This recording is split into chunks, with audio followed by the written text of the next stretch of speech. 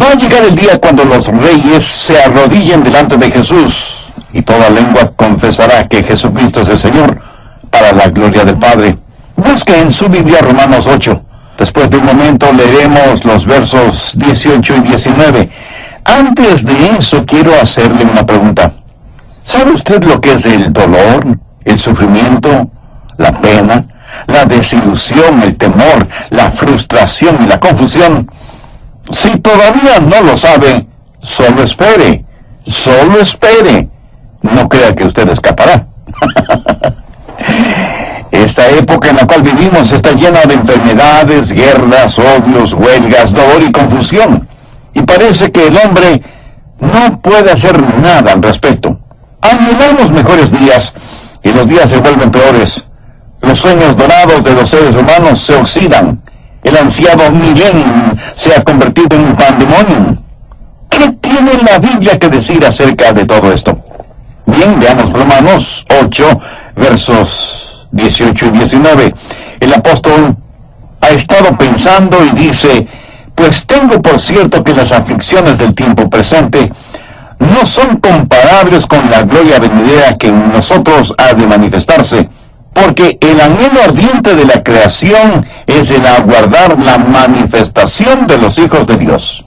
Hay algunas cosas que debemos poner en perspectiva, porque si no lo hacemos así estaremos en problemas. Usted puede dudar o hasta puede volverse un rebelde. Cuando la tragedia lo alcance y las cosas no salen de la forma en que usted pensaba, cuando esa persona tan querida por usted está siendo consumida por una terrible enfermedad, a lo mejor usted levanta su puño contra Dios en desafiadora rebelión, acusando a Dios de ser injusto y falto de amor. O en vez de estar lleno de rebelión, a lo mejor está lleno de dudas y dice: ¿en dónde está Dios? ¿No tiene ningún poder para hacer algo al respecto? ¿O tiene el poder pero en realidad no le importamos nada? ¿O es que en verdad Dios no existe? Bueno, seamos honestos. Muchas personas están enfrentando esa clase de preguntas y nosotros a la vez debemos preguntarnos: ¿cómo podemos manejar esta situación? Bien, el apóstol Pablo enfrenta una situación parecida y por inspiración divina nos dice: pues tengo por cierto que las aflicciones del tiempo presente no son comparables con la gloria venidera que en nosotros ha de manifestarse. En el original, Pablo usa una expresión contable: deber y haber, ingresos y egresos. Aquí está el sufrimiento, acá está la gloria. Pablo está diciendo: mi balance no está en rojo, está en negro. Si a usted no le importa marcar su Biblia, me gustaría que subraye 3 palabras. Mire el verso 21. Porque también la creación misma será liberada de la esclavitud de corrupción. Subraye la palabra esclavitud. La segunda parte del verso 21 dice: a la libertad gloriosa de los hijos de Dios. Subraye la palabra libertad. Veamos ahora el verso 24. Porque en esperanza fuimos salvos. Pero la esperanza que se ve no es esperanza, porque lo que alguno ve, hay que esperarlo. Subraye la palabra esperanza. Ahora ponga esas 3 palabras en su corazón y en su mente: esclavitud, libertad y esperanza. Y entonces usted entenderá acerca del sufrimiento, aprenderá acerca del sufrimiento y descubrirá por qué encima de circunstancias adversas está Dios. Y Dios es un Dios bueno. Veamos el significado de esclavitud. La esclavitud tiene que ver con la maldición del pasado. Mire a su alrededor. Hay algo desesperadamente malo en el mundo. ¿Qué es? Es la maldición que pesa sobre nuestro mundo. El versículo 20 dice: porque la creación fue sujeta a vanidad, no por su propia voluntad, sino por causa del que la sujetó en esperanza. Aquí, al decir la creación, se refiere a todo lo que Dios creó. Y la palabra vanidad hace referencia a todo aquello que es inútil, frívolo, sin sentido. Y en el verso 21 leemos: porque también la creación misma será libertada de la esclavitud de corrupción. ¿Qué es la esclavitud de corrupción y cómo se originó? ¿Qué es lo que ocasiona toda esta confusión, enfermedades, guerras, disensiones y sufrimientos? ¿Por qué las tenemos? Porque hay una maldición sobre la raza humana a causa del pecado. Dios hizo un mundo perfecto, pero el pecado entró en el mundo. Adán pecó, y cuando pecó, arrastró con él a toda la creación. Y de inmediato surge una pregunta: ¿por qué Dios le permitió? Si Dios es un Dios bueno, ¿por qué permitió que Adán pecara? ¿Por qué Dios creó aún la posibilidad, la potencialidad de pecar? Pero ya que las cosas están como están, ¿por qué Dios no hace algo al respecto? Bien, pensemos sobre esto. Dios lo hizo todo, ¿verdad? El pecado es algo. Y algunos dicen, entonces Dios hizo al pecado. Si Dios es el autor de todo y el sufrimiento es algo, entonces Dios es el autor del sufrimiento. ¿Se da cuenta cómo trabaja nuestra mente? Pero cuando decimos eso, nos metemos en un problema. Antes de la creación no había nada, excepto Dios. El pecado es algo. Todas las cosas proceden de Dios, por lo tanto, el pecado procede de Dios. Antes no había nada, ahora hay maldad y dolor, llanto y sufrimiento. Entonces, estas cosas proceden de Dios. ¿Cómo Dios puede permitir tales cosas? Si somos honestos, tenemos que reconocer que esa es una pregunta difícil. Y de eso está hablando el apóstol Pablo, para que nosotros podamos entender este asunto del sufrimiento. Otra vez repito que Dios es el autor de todo. Y Dios lo hizo todo absolutamente perfecto. Hizo al hombre y a la mujer, y los puso en un medio ambiente perfecto. Y ese Dios perfecto les dio al hombre y a la mujer perfecta libertad. El Dios perfecto hizo a la pareja perfecta, la puso en el lugar perfecto y les dio perfecta libertad. Extraordinario, ¿no le parece? Ahora, ¿por qué Dios hizo al hombre perfectamente libre? ¿Cuál es el más alto y más grande, el supremo bien? El amor. Y Dios es un Dios de amor. Escúcheme, ¿de qué sirve el amor si no hay nadie a quien amar? ¿O no hay amor para dar y no hay amor para recibir? Una canción no es una canción hasta que alguien la cante. Una campana no es una campana hasta que alguien la haga sonar. El amor no es amor hasta que lo dé y lo reciba. Dios quiere amor. Por eso creó a Adán y Eva, para amarles y para que ellos le amen. ¿Pero por qué los hizo perfectamente libres? Porque el amor a la fuerza no es amor. Un amor forzado es una contradicción de términos. Dios tiene que darnos libertad para que podamos amar. Para poder escoger lo bueno, debemos tener la libertad de escoger lo malo. De lo contrario, la opción de escoger lo bueno no es opción de ninguna manera. Dios hizo al hombre y a la mujer perfectos, los puso en un perfecto medio ambiente, el jardín del Edén, les dio perfecta libertad para que tengan la libertad de escoger, y ellos escogieron el pecado, escogieron la maldad, y cuando hicieron eso, toda la creación cayó bajo lo que la Biblia llama la esclavitud de corrupción. En 1985 hubo un devastador terremoto en la Ciudad de México. Periodistas y reporteros de radio y televisión de todo el mundo fueron a cubrir ese evento, y las cámaras de televisión de la cadena informativa SIN, siglas en inglés de Noticias Internacionales Sindicalizadas, mostraban las imágenes de ese formidable desastre y ponían al final de cada informativo las palabras cortesía de SIN, SIN. Ahora escúcheme, en inglés la palabra sin significa pecado. Así que involuntariamente estaban diciendo que toda esa devastación que mostraban era por cortesía del pecado. Lo que está sucediendo en nuestro mundo es consecuencia del pecado. Vivimos en un mundo enfermo de pecado y el pecado es como un virus. Alguien dirá, bien, sabemos la causa. Adán pecó y arrastró a toda la creación con él. Y ahora toda la creación está bajo la maldición del pecado. Pero, ¿por qué Dios no hace algo al respecto? Porque qué Dios no interviene? ¿Por qué Dios sencillamente no mata al diablo y destruye la maldad? Después de todo, si Dios es Dios y tiene poder, Él puede hacerlo, ¿verdad?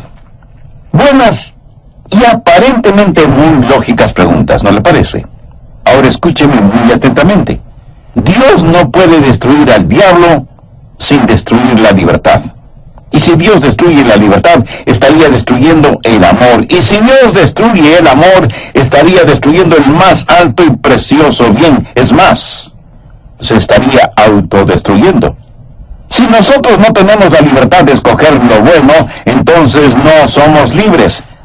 Por lo tanto, debe haber también la libertad de escoger lo malo. Ahora escuchen lo siguiente, que es muy paradójico.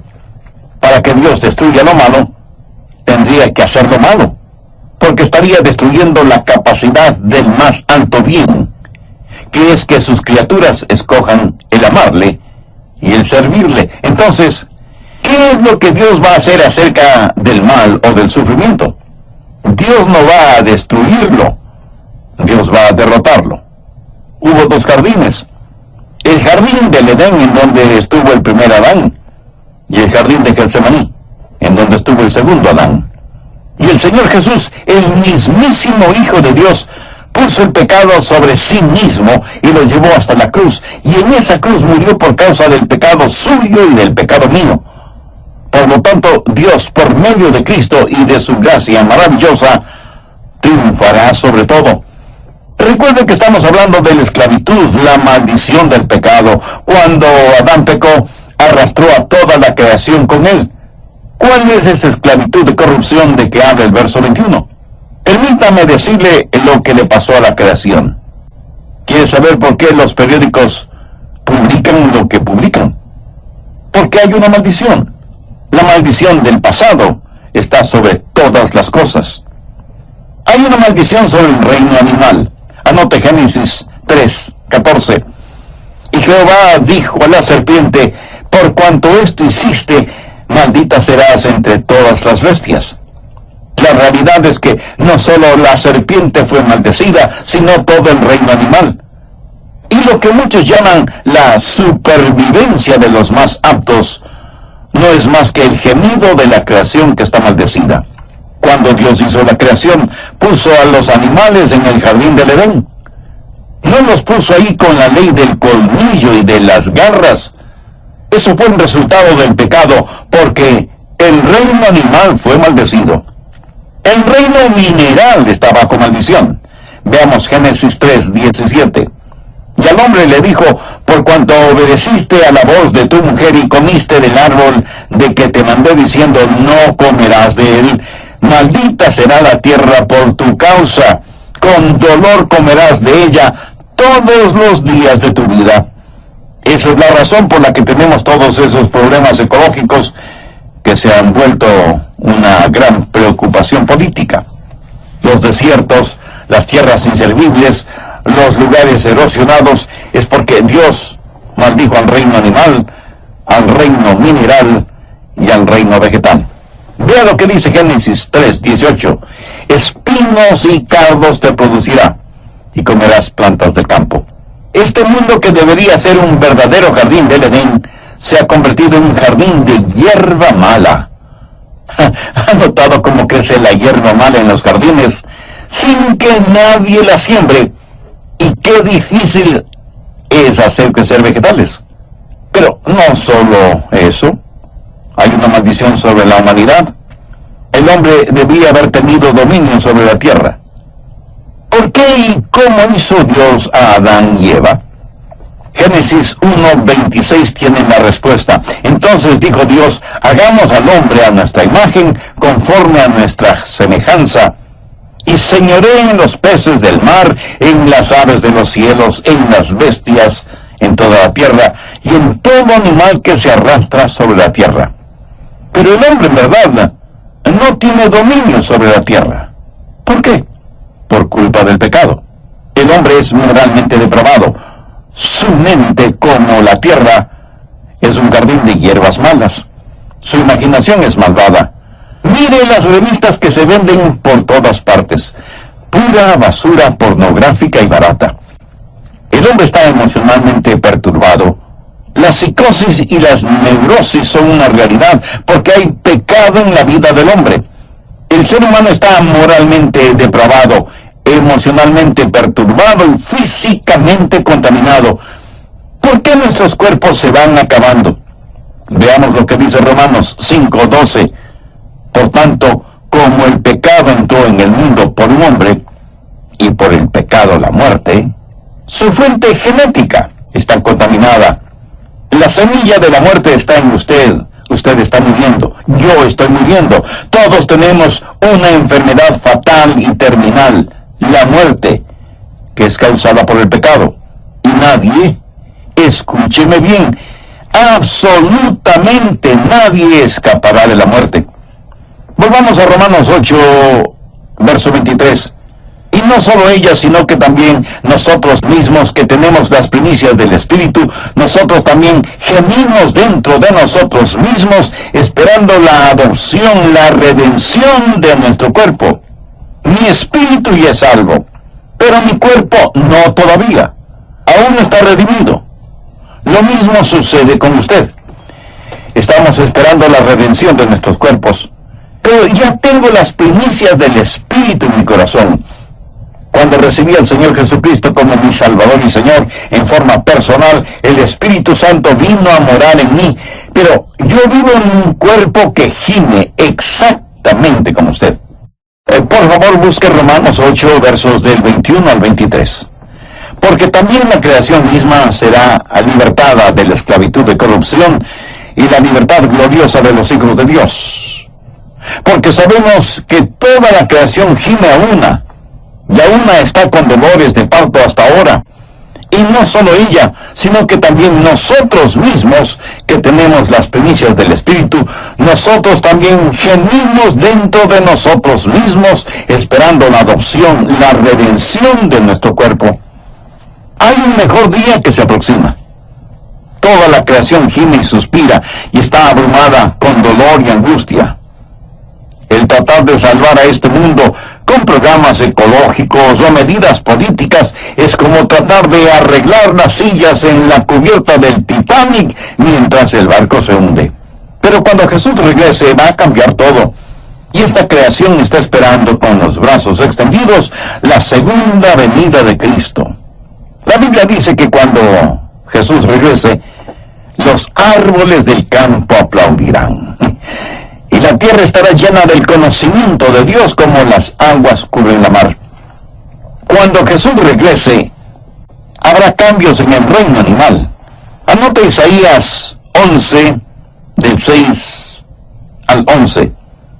Morará el lobo con el cordero, y el leopardo con el cabrito se acostará.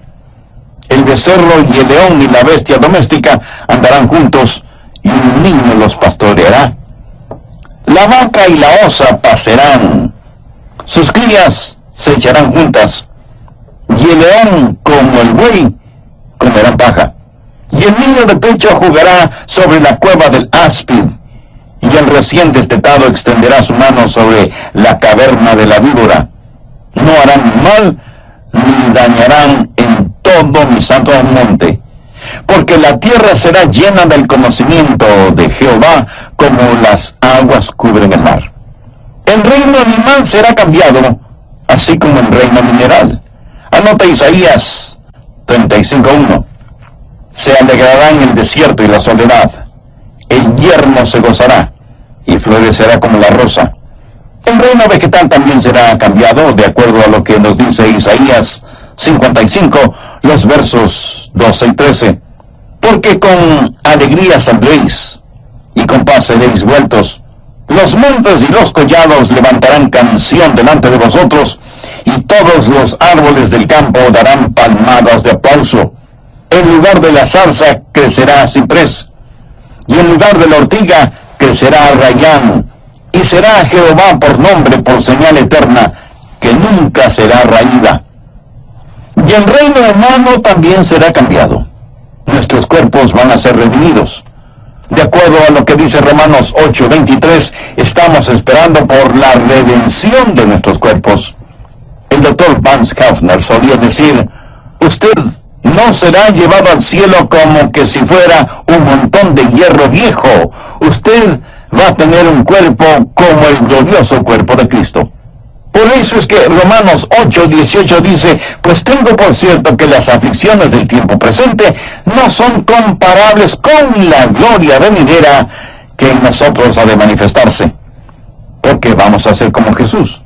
Por esa razón el salmista dijo, estaré satisfecho cuando despierte a tu semejanza.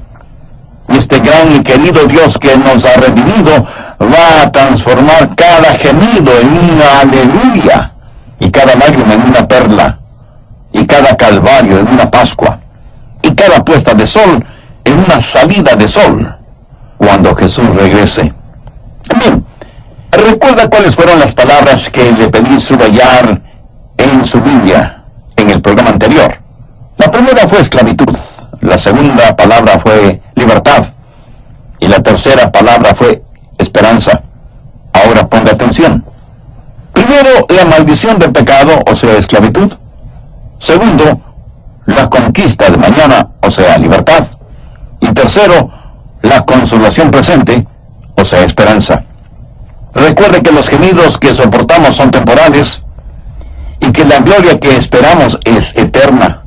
Por eso el apóstol Pablo dijo, pues tengo por cierto que las aflicciones del tiempo presente no son comparables con la gloria venidera que en nosotros ha de manifestarse. Hay tres gemidos que el apóstol menciona en este capítulo 8 de Romanos. Verso 22 dice, porque sabemos que toda la creación gime a una y está con dolores de parto hasta ahora. Todo lo que Dios creó está lleno de dolor a causa del pecado. Hay un gemir en toda la creación, pero también hay un gemir por parte del creyente. En el verso 23 leemos, y no solo ella, sino también nosotros mismos, que tenemos las primicias del Espíritu, nosotros también gemimos dentro de nosotros mismos. El gemir de la creación, el gemir de los creyentes, y en el verso 26 encontramos el otro gemir. Y de igual manera el Espíritu nos ayuda en nuestra debilidad. El Espíritu mismo intercede por nosotros con gemidos indecibles. El gemido de la creación, porque toda la creación está bajo maldición. El gemido del creyente, porque a pesar de ser creyente, eso no le inmuniza contra el sufrimiento. Nuestros cuerpos aún no están redimidos, y aunque tenemos las primicias del Espíritu, todavía gemimos. Y el gemido del Consolador, el Espíritu Santo, quien está ahí con nosotros, es como si fuera el médico de la familia, junto a nuestra cama. Jesús se refirió al Espíritu Santo como el Consolador. Eso significa que es alguien que está al lado nuestro para ayudarnos. Sí, nosotros sabemos lo que es el sufrimiento, sabemos lo que es el dolor y la pena. Pero eso no es el final de la historia, sino, pues tengo por cierto que las aflicciones del tiempo presente no son comparables con la gloria venidera que en nosotros ha de manifestarse. Los gemidos que soportamos son temporales. Note lo que Pablo dice, las aflicciones del tiempo presente. O sea, los sufrimientos, las penas, las enfermedades, las dificultades económicas, todo lo que forman las aflicciones del tiempo presente son temporales. Pero el Espíritu Santo conoce nuestras enfermedades, dolencias y dificultades y gime e intercede por nosotros con gemidos indecibles. Esto quiere decir con palabras y sentimientos que solo Él puede expresar. Todo lo que estamos sufriendo es temporal. La gloria que esperamos es eterna. Volvamos ahora a Romanos 8:28. Este es uno de mis versículos favoritos, y estoy seguro que para muchos de ustedes creyentes en el Señor Jesucristo también será su versículo preferido. Y sabemos que a los que aman a Dios, todas las cosas les ayudan a bien, esto es, a los que conforme a su propósito son llamados. Pero también quiero que note el extraordinario contenido del verso 29. Porque a los que antes conoció también los predestinó, para que fuesen hechos conforme a la imagen de su Hijo, para que él sea el primogénito entre muchos hermanos. Por favor, subraye la palabra sabemos del verso 28. Habla de certeza absoluta. Saber algo sin dudas, sin vacilaciones ni titubeos. Tener el convencimiento de que para quienes aman a Dios, todas las cosas, aun aquellas que parecen negativas, serán para bien. Dios tuvo un hijo a quien ama profundamente, tanto que decidió tener muchos como él. Decidió tener una familia de hijos hechos a la imagen de su Hijo unigénito. Así lo determinó y así lo predestinó. Cada ser humano, comprado y redimido por la sangre de Cristo, finalmente será como Jesús. Y ni todo el poder del infierno podrá evitarlo, porque ya está predestinado. Ha notado que el contenido de los versos 29 y 30 está en tiempo pasado. Veámoslo. Porque a los que antes conoció también los predestinó, para que fuesen hechos conformes a la imagen de su Hijo, para que él sea el primogénito entre muchos hermanos. Y a los que predestinó, a estos también llamó, y a los que llamó, a estos también justificó, y a los que justificó, a estos también glorificó. Y alguien me dirá, un momento, pastor, hace poco usted dijo algo sobre la gloria que será revelada, o sea, eso es tiempo futuro. ¿En qué quedamos entonces? Tiene razón, pero lo que Dios está diciendo es que eso es tan seguro como que si ya se hubiera realizado. En mi mente y en mi corazón no hablo de esto como de algo que va a suceder, sino de algo que ya ha pasado, está hecho, está realizado, Dios lo ha predestinado. Y lo que ha sido decretado en el cielo no puede ser anulado ni en la tierra, ni en el infierno. Como hijos de Dios, si en realidad somos genuinos hijos de Dios, estamos predestinados para la gloria. Veamos desde el verso 31. ¿Qué pues diremos a esto? Si Dios es por nosotros, ¿quién contra nosotros? ¿De qué está hablando Pablo? Está hablando de sufrimiento, de dolor, de vicisitudes, y continúa diciendo, el que no escatimó ni a su propio Hijo, sino que lo entregó por todos nosotros, ¿cómo no nos dará también con él todas las cosas? ¿Quién acusará a los escogidos de Dios? Dios. Y ninguna falta puede condenarnos, y ningún enemigo puede destruirnos. Ahora, piensa en los sufrimientos. Pablo nunca los negó, por el contrario los enfrentó. Vean lo que dice desde el verso 35. ¿Quién nos separará del amor de Cristo? ¿Tribulación, o angustia, o persecución, o hambre, o desnudez, o peligro, o espada? Como está escrito, por causa de ti somos muertos todo el tiempo. Somos contados como ovejas de matadero. Pablo no dice que vamos a escapar de todas estas cosas, dice que en todas estas cosas. Verso 37. Antes, en todas estas cosas somos más que vencedores. Eso quiere decir que en los últimos segundos del juego anotará la canasta o el gol que dará la victoria a su equipo. No necesariamente. En todas estas cosas somos más que vencedores por medio de aquel que nos amó, por lo cual estoy seguro que ni la muerte, ni la vida, ni ángeles, ni principados, ni potestades, ni lo presente, ni lo porvenir, ni lo alto, ni lo profundo, ni ninguna otra cosa creada nos podrá separar del amor de Dios, que es en Cristo Jesús, Señor nuestro.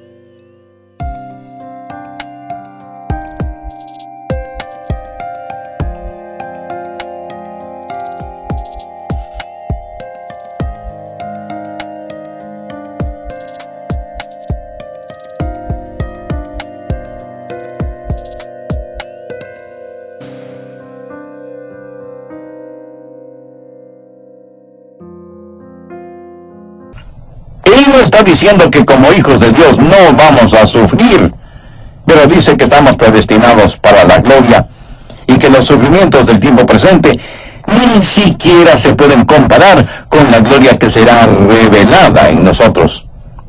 La primera palabra, esclavitud, es la maldición del pecado. La segunda palabra es libertad, es la conquista de mañana. La tercera palabra es esperanza, es el consuelo presente. Nosotros sabemos que nada nos puede separar del gran amor de Dios. ¿No se siente feliz de ser salvo? ¡Aleluya! Amigas y amigos que me están escuchando, creo que este es el momento en que usted debe tener las cuentas claras con Dios. Estoy seguro que entre los miles de personas que oyen este programa, alguien habrá que quiera recibir a Cristo en el corazón y tenerlo como Salvador y Señor. Y es mi divina responsabilidad el decirle que usted es pecador por naturaleza, por nacimiento, por práctica y por voluntad. Usted ha quebrantado las leyes de Dios y ese Dios santo y justo juzgará su pecado. Si usted muere sin ser salvo, enfrentará una eternidad en el infierno, separado de Dios. Ahora, sé que lo que estoy diciendo no es agradable para muchos seres humanos, pero no por eso deja de ser la verdad. Tengo el compromiso sagrado delante de Dios de darle a conocer a usted todo el consejo de Dios. Y si bien es cierto que Dios es un Dios de amor, jamás debemos olvidar que también es un Dios de justicia. La palabra de Dios no es primordialmente para que se sienta bien y cómodo en su vida espiritual. Es más bien